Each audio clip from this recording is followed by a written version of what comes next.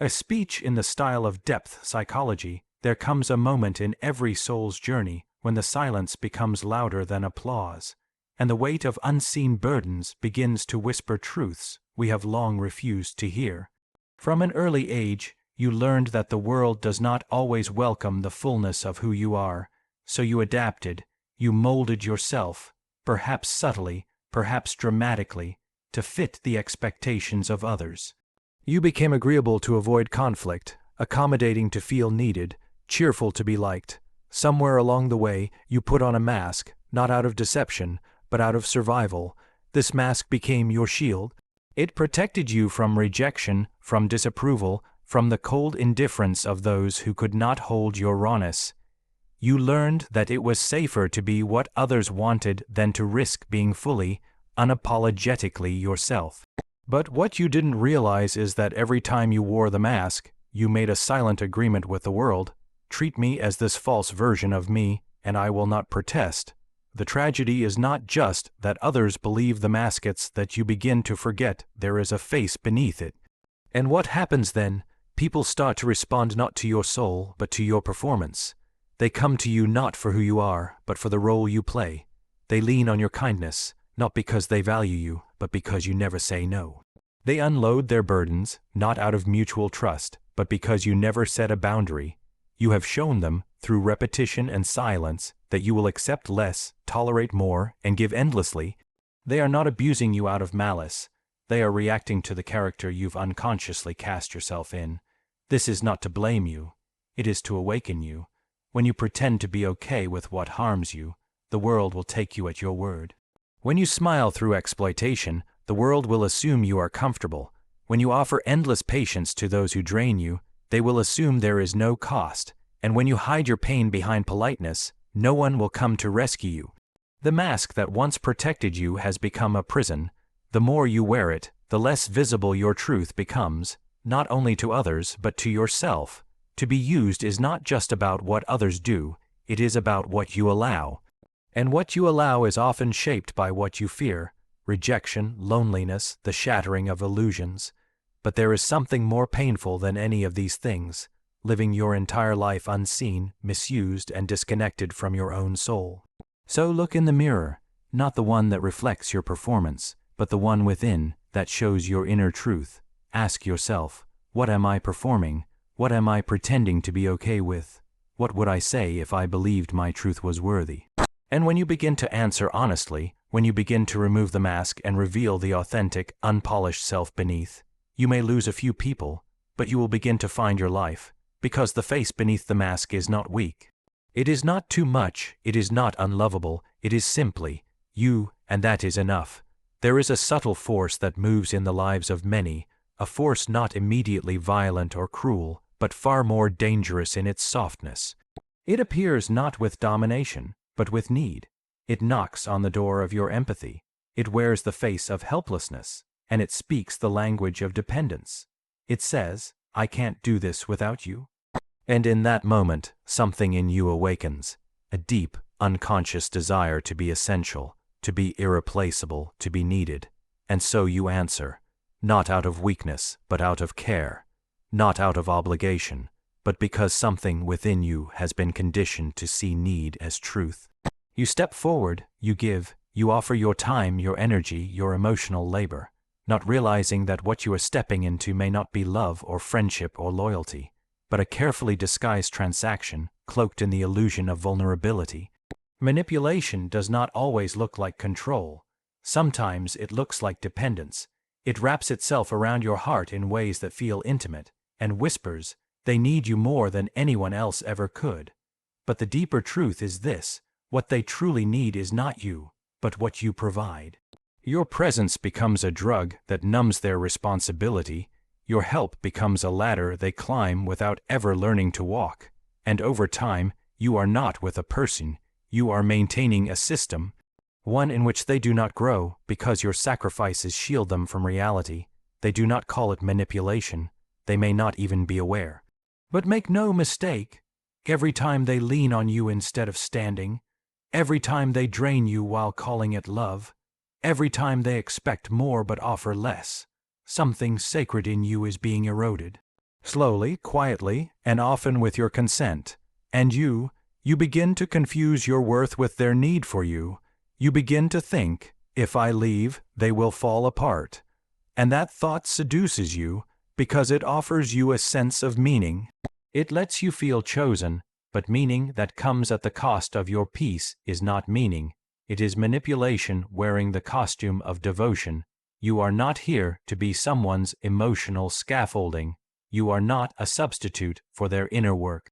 You are not their therapist, their savior, or their excuse. You are a soul, a sovereign being, and every time you say yes to being needed in this way, you are saying no to your own becoming. The ones who love you will not ask you to carry what they refuse to face.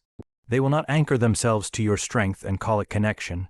They will not make you responsible for the storms they will not learn to navigate.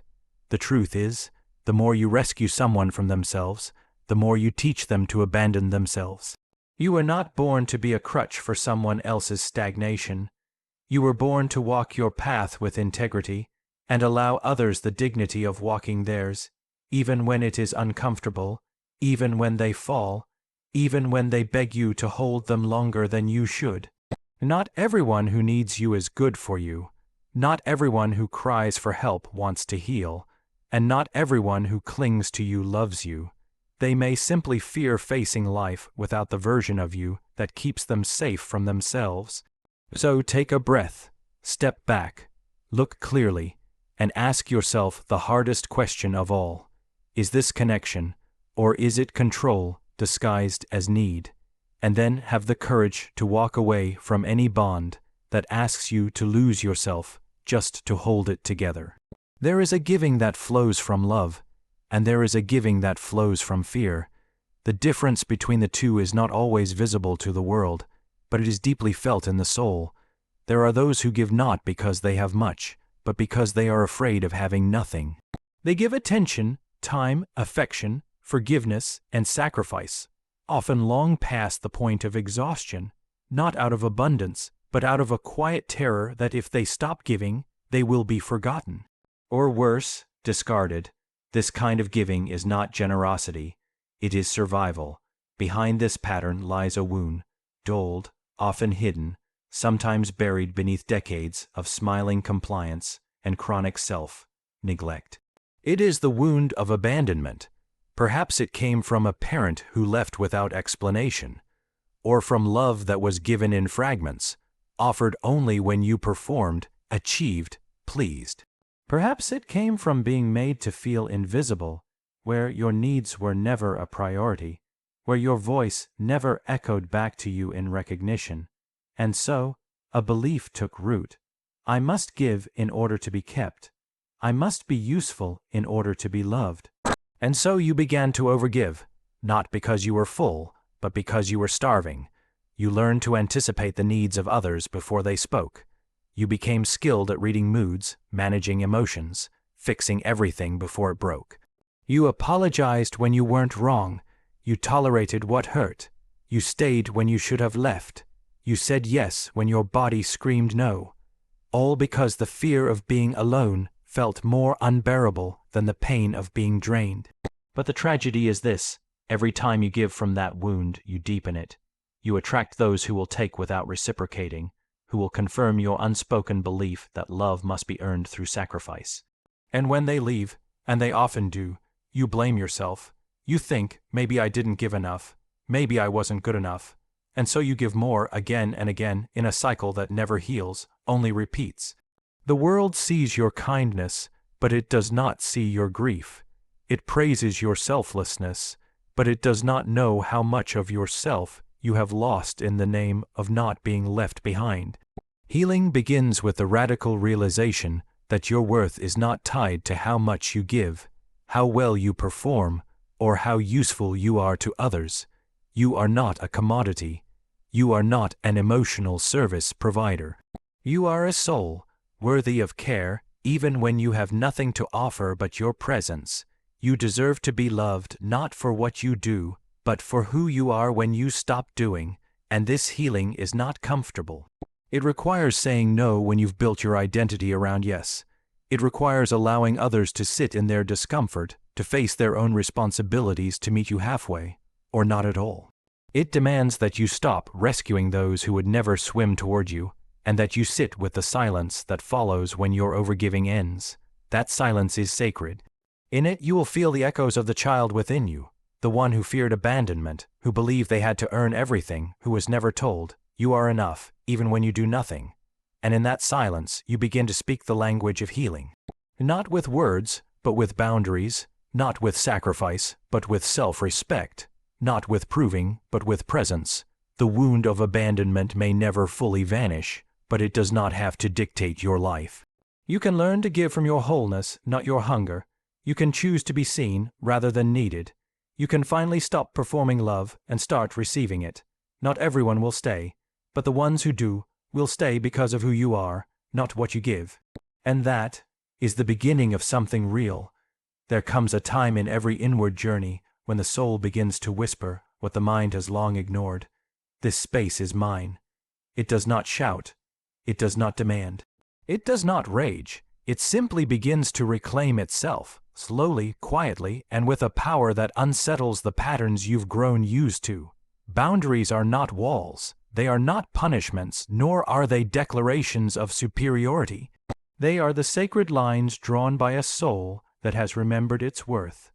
They are the invisible circles we place around our time, our energy, our presence, not to keep love out, but to keep self-respect in. And yet for many, boundaries feel like betrayal, especially for those who have been conditioned to confuse self-neglect with compassion. If you have lived most of your life performing for others, pleasing others, overextending yourself in the name of keeping peace, then boundaries will feel harsh at first, almost violent, but they are not violence. They are healing, and healing rarely feels gentle in the beginning. To speak a boundary is to say, "I will no longer betray myself to make you comfortable." It is to trust that your inner reality matters as much as any external demand.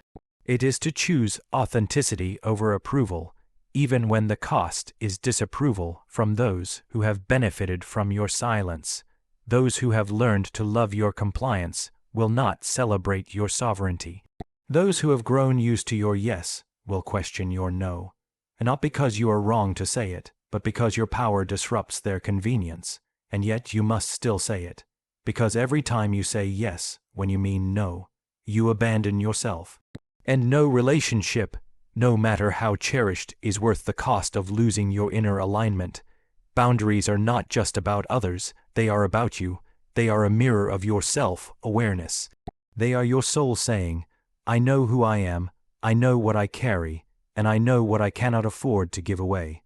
They are the architecture of your inner kingdom, the quiet structure that allows your spirit to breathe without being suffocated by obligation. Without boundaries, your life becomes open terrain, where anyone can plant their needs, their crises, their chaos, and over time your garden turns to dust. Not because you lack love, but because you have not learned to protect the vessel through which love flows, yourself. There is a profound dignity in saying, "This is how close you may come," not out of fear, but out of self-respect, not because you love less, but because you've learned to love without losing your center. Real love does not fear boundaries, it honors them. It seeks not possession, but presence. It wants not to consume, but to witness. And it recognizes that connection is not measured by how entangled two people become, but by how deeply they can meet without losing themselves. To set a boundary is to reclaim your life from the people, patterns, and projections that have shaped you. It is to say, "I will no longer allow my light to be dimmed for someone else's comfort. I will no longer abandon my inner voice to keep the peace. I am here, I am whole, and I will protect the space I need to remain that way." It is not always easy, but it is necessary, because the soul cannot thrive in a life where it is endlessly accessible to everyone but itself. You must close the door sometimes, not to shut the world out, but to come home to your own presence. That is the beginning of sovereignty, not the ruling of others, but the ruling of the self. And when you stand in that truth quietly, firmly, with your feet rooted in your own worth, there is no force on earth that can move you without your permission. Your energy is not infinite. Though you may act as if you can give endlessly, though you may convince yourself that exhaustion is noble and overextension is love, the truth is that you are a finite being in a physical vessel. Your attention, your time, your emotional presence, these are not casual offerings, they are currency, sacred currency, and every time you invest them, you are shaping the architecture of your life. Yet so many live as though this energy has no value, pouring it into relationships that never nourish them, into conversations that drain, into people who only take, into obligations that deplete the spirit while flattering the ego. This is not generosity, this is unconscious leakage. It is the soul bleeding out in places where it will never be acknowledged, let alone returned. There is a deep, quiet illusion many carry, that to be worthy, one must be endlessly available. That love must mean sacrifice without measure, that saying yes to everyone else is the only way to not be left behind. But what is the cost of such thinking? It is a life lived in chronic fatigue of the soul.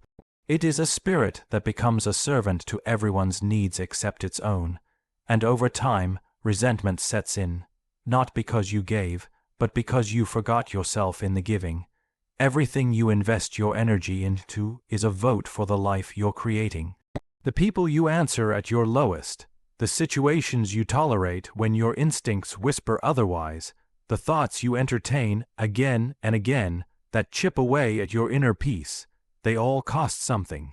And if you are not discerning, you will wake up one day bankrupt, surrounded by people, but empty inside, praised for your usefulness, but disconnected from your essence. You must begin to see your energy the way a wise ruler sees the resources of a sacred kingdom. You do not pour your gold into crumbling temples. You do not feed your vitality to things that only hunger for more. You do not allow your sacred attention to be hijacked by noise disguised as urgency. You begin to ask quietly but clearly, is this worthy of my life force? Because that is what it is. Your energy is your life, and wherever you place it, you are watering something. You are either watering gardens that nourish your soul, or you are sustaining weeds that grow wild in your silence. It is not selfish to withhold your energy from what depletes you. It is sacred discernment. It is the deep inner knowing that says, I am not here to save what refuses to grow. I am not here to prop up what collapses when I step back. I am not here to prove my worth through my exhaustion. You are not a martyr of presence. You are a guardian of sacred vitality, and not everything or everyone is entitled to it. So begin the quiet inventory. Where does your energy go? Who receives the deepest parts of your attention? What leaves you hollow instead of whole? What conversations feel like extraction instead of exchange? Where do you feel the need to shrink, to manage, to pretend, just to stay involved? And once you see clearly, do not turn away.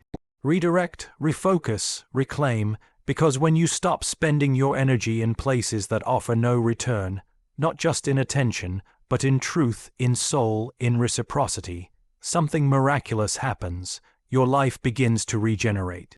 You begin to hear yourself again. You begin to feel the power returning to your body, your voice, your direction. What once drained you becomes what you walk away from. What once held power over you becomes irrelevant. And the people who truly see you will never ask you to bankrupt yourself for connection. Remember this. You do not owe your energy to every request, every crisis, every empty well. You owe it first to the life you were born to live. And that life begins the moment you stop investing in what can never truly hold you. So listen closely. When your soul begins to ache in the presence of certain people, when your spirit grows weary after every encounter, when you feel emptier after giving, it is not love that is at work, but exploitation. Withdraw, reclaim your essence, and remember, they only use what you refuse to protect. But when you begin to honor yourself, the users fall away, like shadows fleeing the presence of true light.